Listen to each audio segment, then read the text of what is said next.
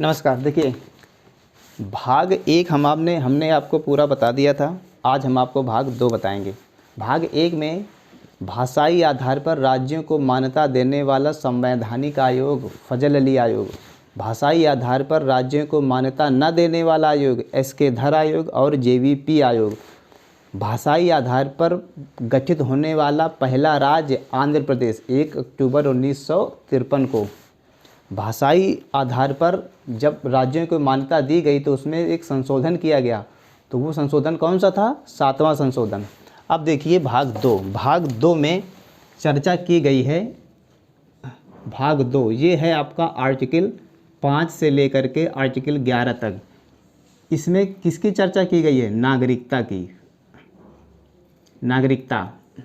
नागरिकता जो है आपका 5 से लेकर के 11 है। आर्टिकल 5 से लेकर 11 तक। नागरिकता मीन्स होता है सिटीजनशिप। सिटीजन मीन्स नागरिक, सिटीजनशिप मीन्स नागरिकता। अब देखिए, नागरिकता क्या है?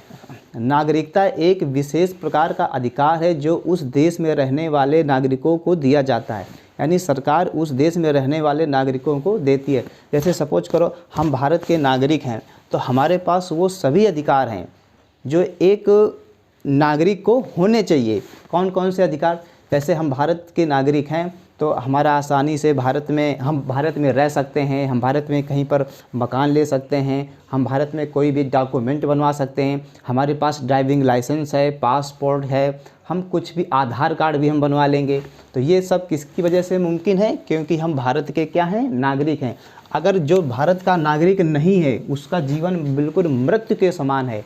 वो बिल्कुल क्या है? मृत्यु के समान है। यानी उसके पास ऐसे कोई अधिकार नहीं है, वो कुछ भी यहाँ पे नहीं कर सकता है। ना वो कोई डॉक्यूमेंट बनवा सकता है, ना कोई सरकारी नौकरी उसकी लग सकती है, ना वो कोई फॉर्म डाल सकता है, ना कोई वो राजनीतिक पार्टी बना सकता है, वो कुछ भी नहीं कर सकता है। तो यहाँ पर नागरिकता, इसीलिए यहाँ पर क्या है? नागरिकता बहुत इम्पॉर्टेंट हो जाती है।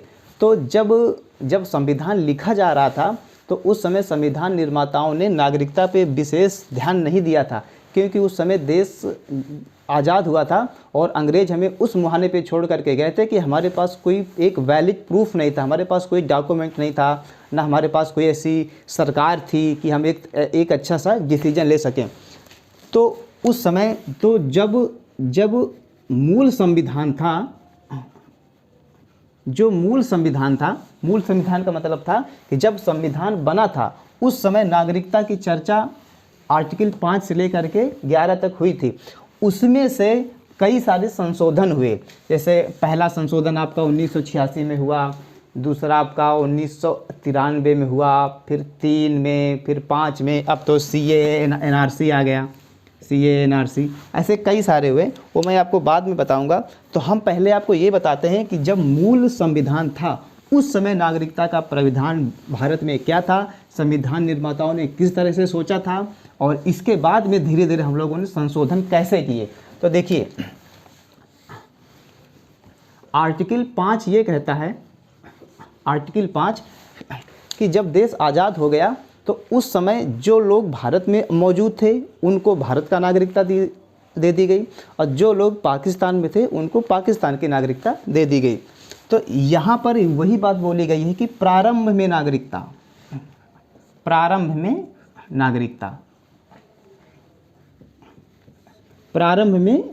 यानी जिसका जन्म भारत में हुआ है तो वो भारत का नागरिक है, या जिसका जन्म पाकिस्तान में हुआ है और देश आज़ाद होने से पहले या देश आज़ाद होने तक वो भारत में आ गया है तो वो भारत का नागरिक हो जाएगा। क्योंकि इसके पास कोई प्रूफ ही नहीं है, ना हमारे पास प्रूफ है, ना इस तरीके का कोई डॉक्यूमेंट था, तो वो यहाँ पर प्रारंभ में नागरिकता के 3 प्राविधान थे, 3 तरीके से। या तो वो भारत का नागरिक है, या तो उसका जन्म भारत में हुआ है, या तो उसके माता पिता में से कोई एक भारत का नागरिक है, तो वो भी वो क्या हो जाएगा? भारत का, या फिर उसके जो माता हैं या पिता हैं उसमें से कोई एक क्या है? भारत का नागरिक है। या फिर संविधान लागू होने से 6 महीने पहले, संविधान बनना कब चालू हुआ था? बनना तो चालू हुआ था 1946 से, बनते बनते लागू होते होते 1950 आ गया था। तो 1950 यानी लागू होने से 6 महीने पहले, 6 माह पहले अगर वो भारत में आ गया है तो भी उसको प्रारंभ में आर्टिकल 5 के तहत उसको नागरिकता दे दी जाएगी।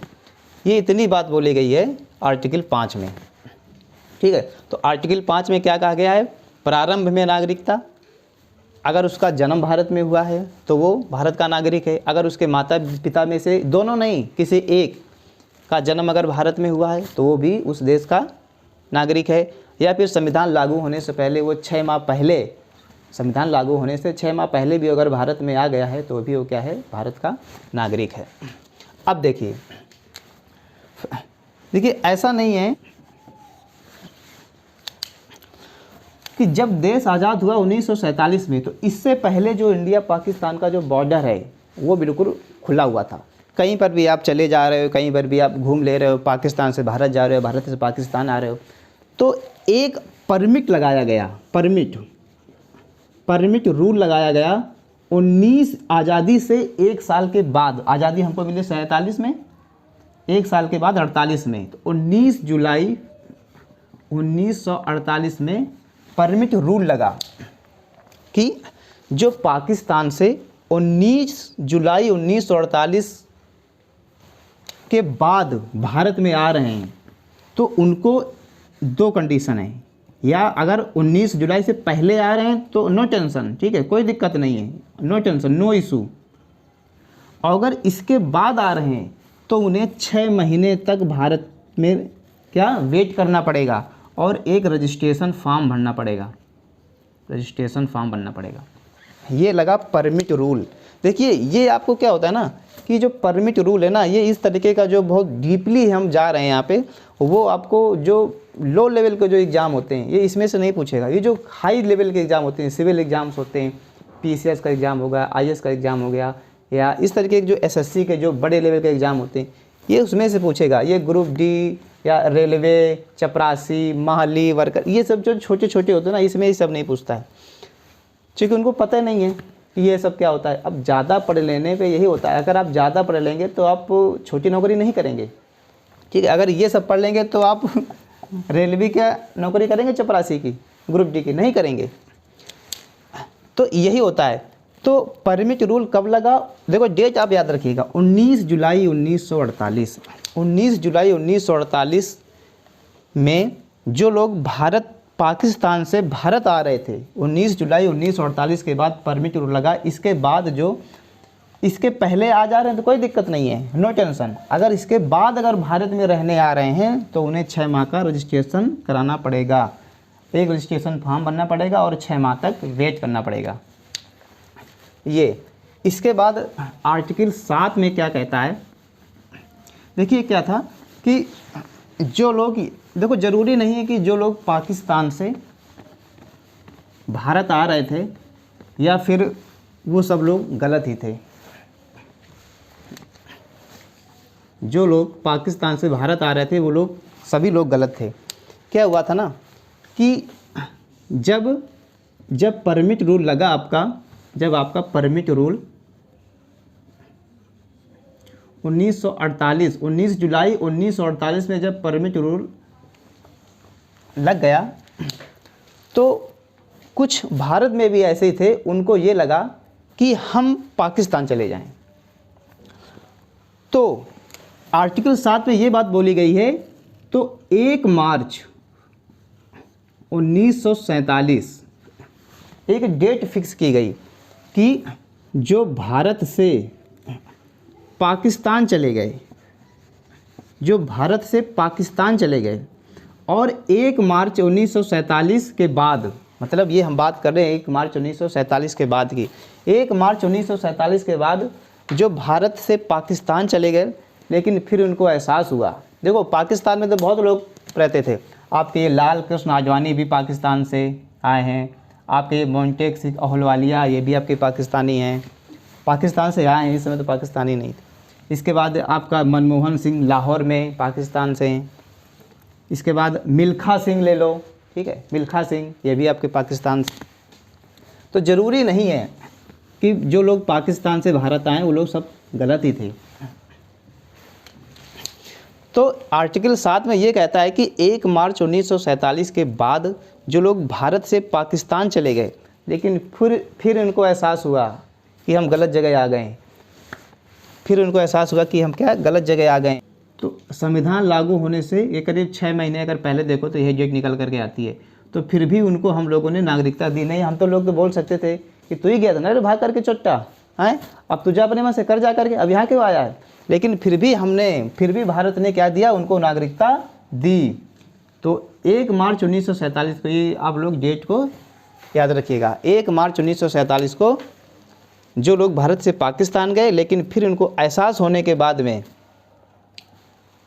पाकिस्तान से फिर वापस भारत आ गए, उनको भी हाँ, लेकिन उनको नागरिकता दी किसके तहत, उनको भी हमने 6 माह का रजिस्ट्रेशन करवाया।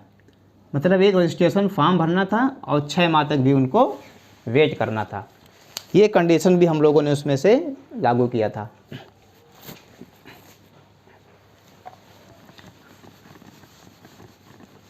देखिए भारत कितना संस्कृति का देश है। ज़रूरी नहीं कि दो पैरों पे चलने वाला हर इंसान ही होता है। मिल्खा सिंह का इन लोगों ने क्या हाल किया था। अभी हमने क्या बताया, एक बार मैं आपको रिवीजन करा देता हूँ। आर्टिकल 5 प्रारंभ में नागरिकता, देखो ध्यान से देखिएगा, प्रारंभ में नागरिकता 3 तरह से तहत। अगर आपका जन्म भारत में हुआ है, ठीक है, तो नागरिकता। अगर आपके माता पिता क्या हैं, भारतीय हैं, तो नागरिकता। या फिर संविधान लागू होने से 6 महीने पहले अगर आप भारत में आ गए हैं तो भी क्या है, आपको भारत की नागरिकता दे दी जाएगी, आप भारत के नागरिक हैं। इसमें बोला गया है कि जो लोग पाकिस्तान से डायरेक्ट